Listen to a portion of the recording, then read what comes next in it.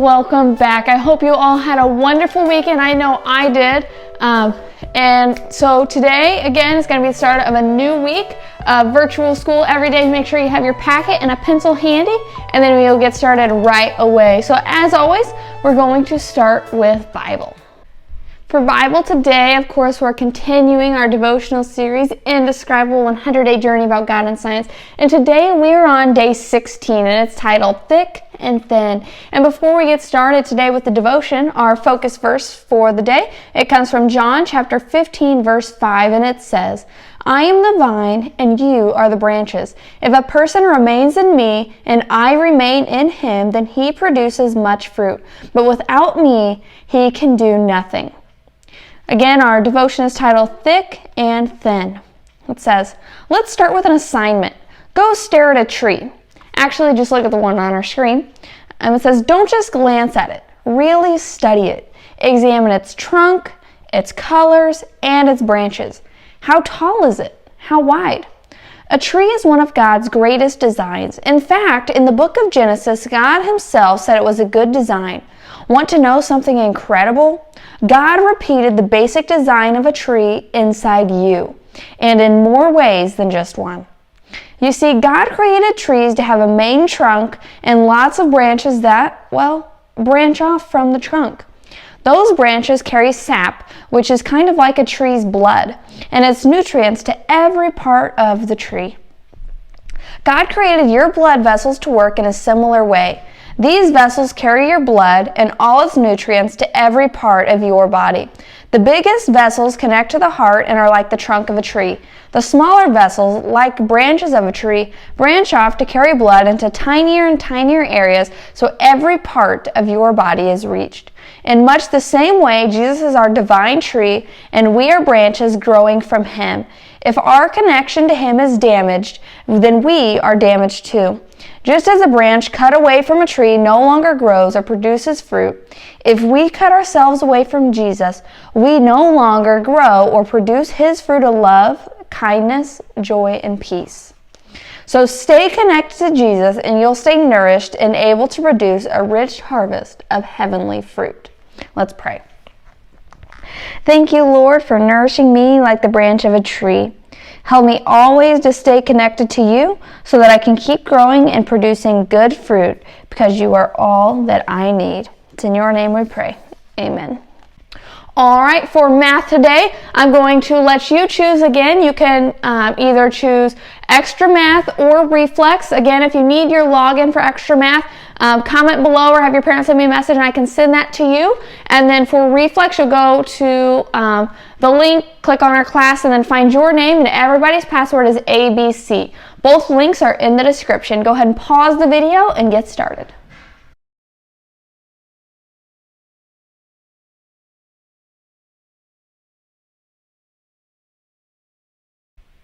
All right, now hopefully you all have finished our math fact practice for today by doing either extra math or reflex. If not, make sure you go back and do that so that I know you are watching the video today. And so now for math, I'm very excited. Today we're going to start a new chapter of math, and it's called geometry. So we're going to be working with shapes and angles and lines and a lot more fun things. So before we do that though, I just want to say how proud I am of all of you for our fractions chapter. I know it was hard switching over to that virtually, doing this online, but through the questions that you guys answered on Google Forms, I was so happy with how well each and every one of you did. So I want you to be proud of yourself too. And so, like I said, today we're starting a new chapter on geometry. And so before we move any farther though, I want to tell you and explain to you a few different things. And so the first thing that I want to explain, they're going to be lines, and we're going to learn about different types of lines today. And before we do that, there's some symbols that you need to know. And so for our lines, I'm sure you all know what a line is, or you think you know what a line is. There's going to be some important symbols that we need to know to figure out which type of line we're working with. And so if you see an arrow, all right, an arrow at the end of the line, that means that that line can keep going. That means it's continuous. It's not stopping right there. It's going to keep going. And then on our line, if our line has a point, So just a dot at the end, that means it's going to stop. So that means it ends right there, or that's where it starts, and then, but it doesn't go any farther than from that point. So for example, if I have a line and it has arrows on the end, that means it's going to keep going. If it has a dot on the end, then that means it stops right there. And so this is how we're going to tell the different types of lines that we have. And so I want you to get out workbook page 217 from your math packet. And on page 217, in the blue box at the top under where it says line and angles, we see the three types of lines. And so hopefully you see these arrows and these lines that I mentioned, but now we're going to take a closer look at them. And so for our normal line, so this is our first type of line that we're going to learn about, we see two arrows. So this means this line just continues on, and that means that is a line. Now our next one, line segment. You notice that it's a line segment if it has the two dots at the end. So we see the starting point and the end point. We know exactly how long that line segment is. So that's called a line segment. And then our last type of line is a ray, and this has one of each. It has a endpoint and an arrow. And so again, we can tell which one's which by the symbols that it has. The line is just going to have two arrows. It's going to continue in both directions. The line segment is going to have a starting point and an end point, two dots on each side, and we know exactly how long it is. And then a ray, it's going to give us the starting point, but we don't know where it's going to end because it continues on because of the arrow on the other side. So now we're going to use that picture to help us label numbers 1, 2, 3, and 4. So again, I hope you have a pencil and can label these with us. So number 1, I want to look real closely, and I see two arrows. So now I'm going to look at which one has two arrows, and that is line. So now I'm going to label number 1, line. And again, it doesn't matter which side the point is on, it just matters how many. So for number 2, we see a end point and an arrow. So if we have one of each, it's going to be a ray.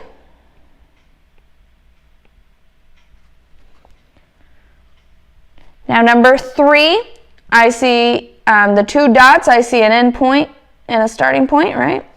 So that means a line segment. And for this, I'm just going to let you abbreviate seg because the line's so short. Line seg, or line segment. And then number 4, again, we have one dot and one arrow, so one starting point, and then one arrow that tells us we're continuing on. So again, that is a ray. So I hope you understand the difference between these, and if not, just keep looking back at the box of the 3 different types of lines, and hopefully we can see the differences there. And now we're going to look into more different types of lines. And so in the next box, we see vertical lines. So now a vertical line is going to go up and down. All right, vertical. Next, a horizontal line. Horizontal is going to go left to right or across like the horizon. All right, so vertical, horizontal. Next, we have intersecting lines. So if lines intersect, that means they run into each other. So as you can see, there's 2 lines here, and they run into each other. They intersect. Okay, and then lastly, we have parallel lines. So parallel lines, those are 2 lines that no matter how far they continue on, they're never going to intersect, or they're never going to run into each other. So these lines, as you can tell, they will continue on because of the arrows, and they're never going to intersect because they're just going to keep going on the path that is drawn there. So hopefully you can see that those lines are never going to intersect, and those are parallel lines.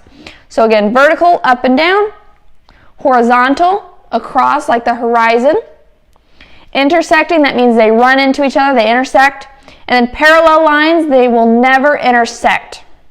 All right, so for intersecting lines, right, it doesn't just have to be this box, right? So I can see that those 2 lines, they intersect right there at that point. So if they will touch at any time, then they're intersecting lines.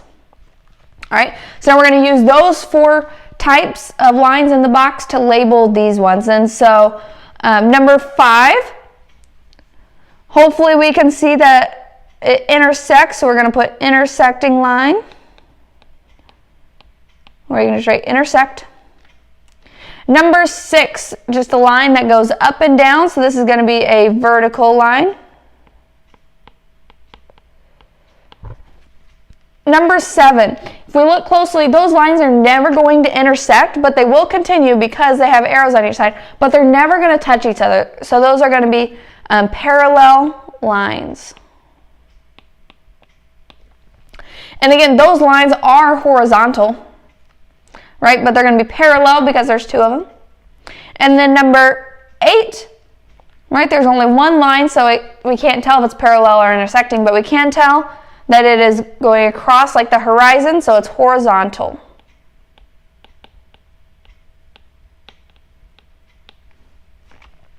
All right, and then last thing that we're going to learn today before we move on to the back page is angles. And so angles, these in the box, it says an angle is formed by 2 rays, so pause, by 2 rays.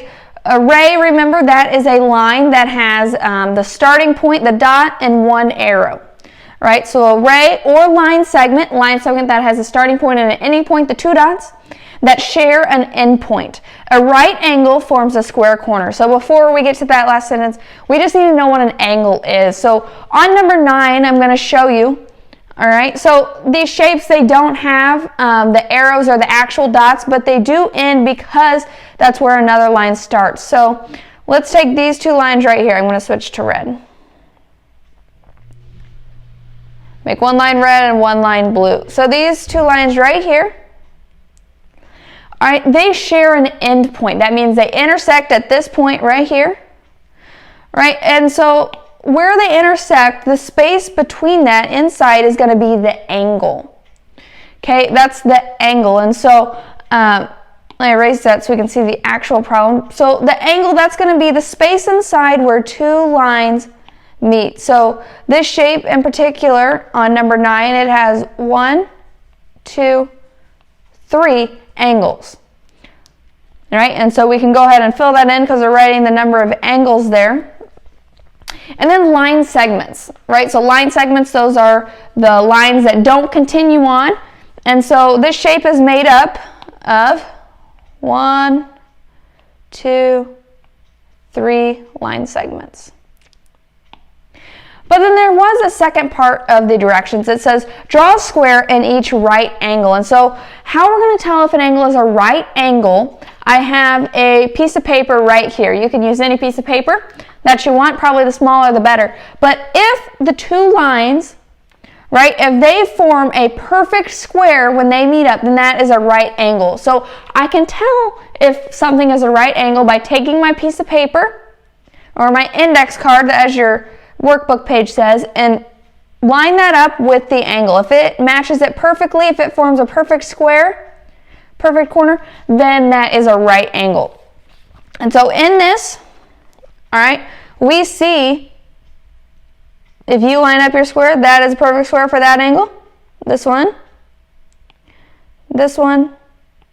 So this one, it has 4 angles, but those angles are actually right angles because they form a perfect square. And then now it's time to count the segments. So again, let's look at segment. It's a line that has a starting point and an end point. And so we have 1, 2, 3, 4. So 4 line segments and 4 angles. So I hope you all see that. This might be a little tricky today, but don't worry, we're going to continue practicing. And then now I want you to turn to page 218. On page 218, and you might have to flip back and forth between the front and the back of this page if you need to look back at your boxes, you're going to just mark the one that matches the picture. So for number 1, right, it gives us a picture. We need to figure out which type of line that is. Is it a line or is it a ray? So I can flip back to the front page, I can look at line and ray and see which one it is. And then I'm going to mark whichever one it is. So that's what you're doing for numbers 1 through 9. And then numbers 10 through 13, you're counting the line segments and the angles just like we did. And then tomorrow, I I'm going to tell you the answers for numbers 10 for this back page so we can see what you got right. So today I want you to do this back page, and then tomorrow we'll check your answers. And then time to review, I do want you to go ahead and do that. You can use your multiplication table if you need, but hopefully through reflex and extra math we can know these quickly. So go ahead, pause the video and work on your math workbook page. Let me know if you have any questions.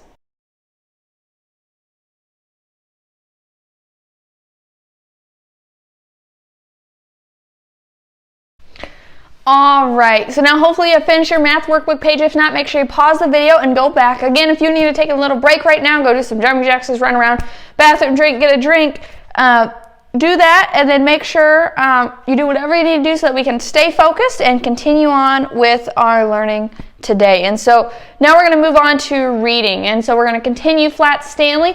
But for today, I want to go over the questions and make sure that we have all the ones answered that we need to. So check your screen in a few seconds, and then I want you to check it with your packet. Make sure you have the correct answers for what we've read so far.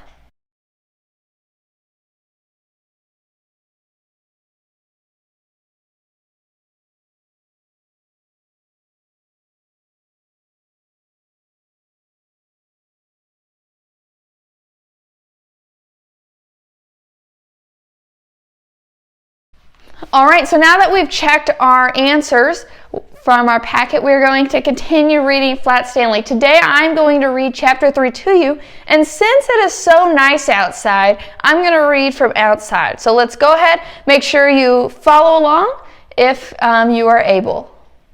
Chapter 3, Stanley the Kite.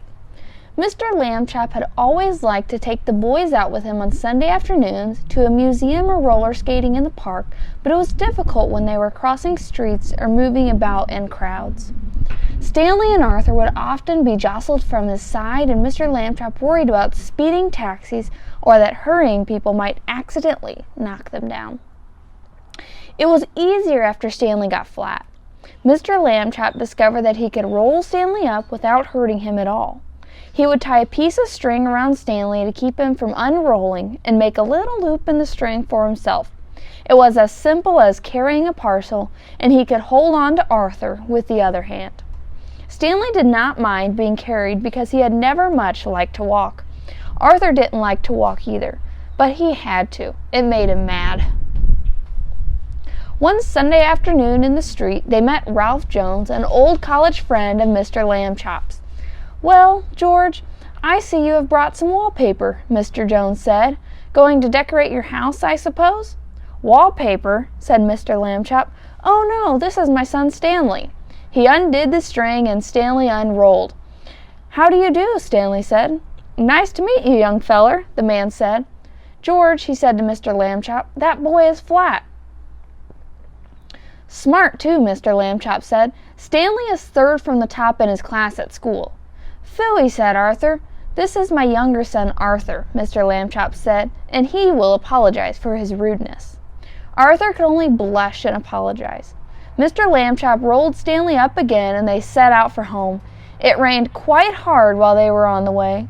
Stanley, of course, hardly got wet at all, just around the edges, but Arthur got soaked.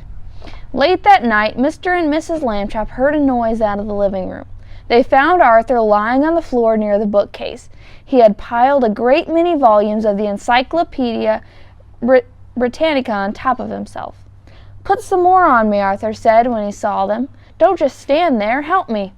Mr. and Mrs. Lambchop sent him back to bed, but the next morning they spoke to Stanley.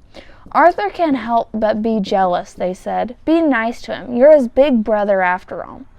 The next Sunday, Stanley and Arthur went to the park by themselves. The day was sunny, but windy too, and many older boys were flying beautiful, enormous kites with long tails made in all the colors of the rainbow. Arthur sighed. "Some day," he said, "I will have a big kite, and I will win a kite-flying contest and be famous like everyone else. Nobody knows who I am these days." Stanley remembered what his parents had said. He went to a boy whose kite was broken and borrowed a large spool of string. "You could fly me, Arthur," he said. "Come on." He attached the string to himself and gave Arthur the spool to hold. He ran lightly across the grass, sideways, to get up speed, and then he turned to meet the breeze. Up, up, up, up, went Stanley, being a kite. He knew just how to manage on the gusts of winds. He faced full into the wind if he wanted to rise, and let it take him from behind when he wanted speed. He had only to turn his thin edge to the wind, carefully, a little at a time, so that it did not hold him, and then he would slip gracefully down toward the earth again.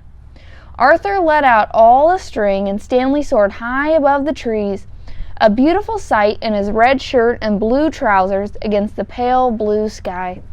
Everyone in the park stood still to watch. Stanley swooped right and then left in long matched swoops. He held his arms by his sides and zoomed at the ground like a rocket and curved up again toward the sun. He side-slipped and circled and made figure eights and crosses in a star. Nobody has ever flown the way Stanley Lambchop flew that day. Probably no one ever will again. After a while, of course, people grew tired of watching, and Arthur got tired of running about with the empty spool. Stanley went right on, though, showing off. 3 boys came up to Arthur and invited him to join them for a hot dog and some soda pop. Arthur left the spool wedged in the fork of a tree. He did not notice while he was eating the hot dog that the wind was blowing the string and tangling it about the tree. The string got shorter and shorter, but Stanley did not realize how low he was until leaves brushed his feet. And then it was too late. He got stuck in the branches. 15 minutes passed before Arthur and the other boys heard his cries and climbed up to set him free. Stanley would not speak to his brother that evening, and at bedtime, even though Arthur had apologized, he was still cross. Alone with Mr. Lambchop in the living room, Mrs. Lambchop sighed and shook her head. "You're at the office all day having fun," she said. "You don't realize what I go through with these boys. They're very difficult." "Kids are like that," Mr. Lambchop said. "Phases. Be patient, dear." All right, for language today, first off, I want to review nouns like we covered at the end of last week. So nouns, again, they are a person, place, or thing. And then we also learned about 2 different types of nouns that we can have. We can have common nouns or proper nouns. So hopefully you remember that common nouns, those are nouns that start with a lowercase letter. They're not important. They're not talking about a specific person, place, or thing. So those were common nouns. And then proper nouns, those start with a capital letter. They're important nouns. They're naming a specific or a particular person, place, or thing. And so today we're going to work with nouns again, but now we're going to be talking about nouns as subjects. So some of you may have gotten to this in MobyMax, but some of you may not have gotten there yet. And so whenever we're talking about nouns as subjects, I want you to think about a sentence. In a sentence, the subject of a sentence tells us who or what the sentence is about. So nouns are often used as subjects in sentences. So if my sentence is, "The ball is red," I know that a noun in the sentence is ball, but that is also the subject of the sentence because that's what the sentence is telling about. And so sometimes nouns are going to be the subject of a sentence. And so on page 121, we're going to be underlining the noun that is the subject of each sentence. And so everyone needs to have that out from their packet, and we're going to go through this together. And so let's go ahead. Again, I just read the green box, so now we are on part A, and that says underline the noun that is the subject of each sentence. And so as I'm getting there,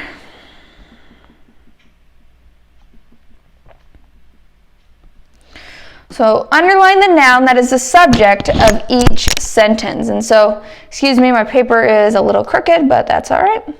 So let's read number 1. It says, "An owl hooted," right? And so it already underlined owl. So owl, it's an animal, it's person, place, or thing, right? But it's also the subject of the sentence because that is what our sentence is talking about. Number 2, the stairs creaked. So we're finding the noun in here, but it's also the subject of the sentence. Stairs. Number 3, the wind howled. So what howled? The wind did. That's what we're talking about. So that is the noun, and it's also the subject of our sentence. Number 4, God created the earth. right? And so now I see two nouns in here. I see God and I see earth, right? But which one are we talking about? Which one created the earth, right? God. And so God is the subject of the sentence. That's who we're talking about, what we're talking about. Number 5, the telephone rang. The telephone rang. We're talking about telephone, that is the subject. Number 6, the bottle shattered on the rocks. So I see rocks as a noun, but so is bottle. And bottle is the one that we are talking about. The bottle shattered. So bottle is our subject.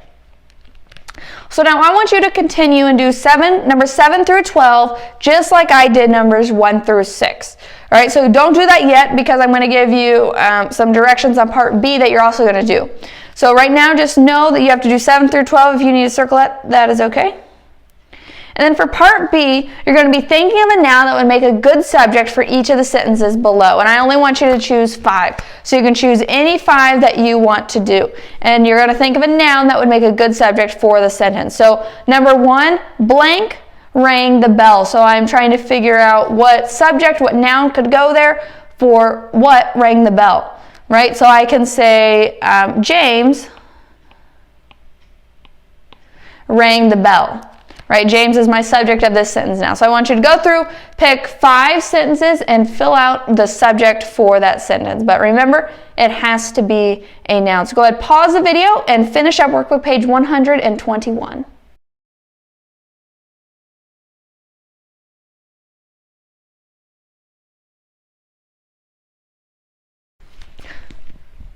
All right, since it is Monday, we are introducing a new list today for spelling. So we are on list 27. So if you have your spelling packet, I want you to go ahead and grab out page 106 and follow along as I read list 27 words to you. Head, feathers, shelter, bread, weather, bedspread, member, ready, breakfast, heaven, already, entered, instead, health, center, heavy, supplies, shadier, guest, and guest. All right, so for list 27, I hope that you notice that each word in there had a short E sound. And our short E sound, which, for example, in head, so we hear that eh, right? So the short E sound, that can be spelled with either E or EA. And so if it just has the letter E, no A after, we're going to sort it under the E section. And then if it has EA, we're going to sort it under the EA section. So the EA, that has the 2 columns. And then this one, it just has the letter E. So we're going to go through, do the first couple together, and then I'm going to have you continue the rest of the page on your own. So for pattern words, number 1, head. Head. So let's see which category it goes under. Head. See, H-E-A. So there is an A after the E, so we're going to put under this section, head. Number 2, feathers. Again, I see E-A.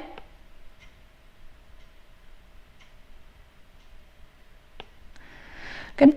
Number 3, shelter.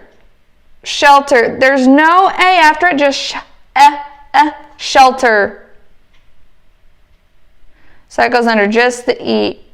So hopefully you see how I've been doing this, how I've been sorting. If it's just an E, it's going to go under the E category. If it has an A after the E, so EA, where the short E is, you're going to put it on the other section with EA. And then once you get down to memory words, you're just going to be using the 2 memory word options. So guest and guest.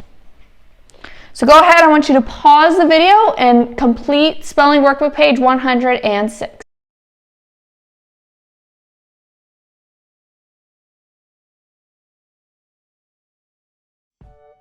All right, hopefully we are all done with all of the workbook pages and activities that we did today. Thank you for joining me and working so hard. I am so sad when I heard the news that we will not be able to continue our school year together. I really wish that we would have had the opportunity to have 4th quarter together, but God has a plan for all this, so we just have to make the most of it and continue connecting together in the only way that we can right now, and that's virtually. And so again, I'm so sad because I miss you guys, and we're missing out on a whole quarter of school that we could have had together. And that is very sad, but I'm just glad that we can still connect together this way. And so when this all clears up and we can be together physically again, I'm going to work to plan something where we can just all get together, because this has been hard on me, so I assume it's hard on you guys, and I miss you guys and want to see you. So as soon as we can, I'll send out something, and hopefully we can get together to say a proper goodbye to 3rd grade. And but until then, let's continue to work hard and just meet together in the only way that we can. And so I hope you guys have a good rest of your day, and see you tomorrow morning at 9 o'clock, either on our YouTube channel or from the link on Class Dojo.